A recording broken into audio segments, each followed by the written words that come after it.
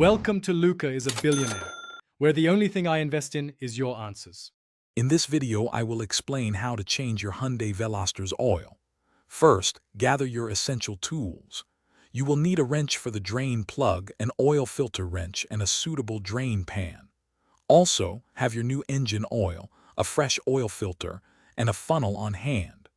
Always prioritize safety by wearing safety glasses and gloves throughout the process. Now let's drain the old oil. Carefully locate the oil drain plug underneath your vehicle. Position your drain pan directly below it, then remove the plug with your wrench. Allow ample time for all the old oil to completely flow out. Once drained, clean the plug and reinstall it, ensuring it is tightened securely to prevent leaks. Next, it's time to replace the oil filter. Use your oil filter wrench to carefully remove the old filter. Be prepared for a small amount of oil to drip out.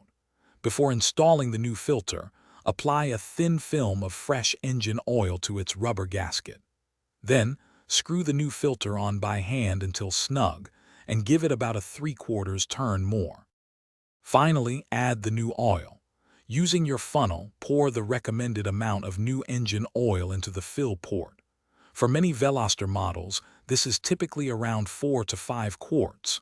Check the oil level using the dipstick.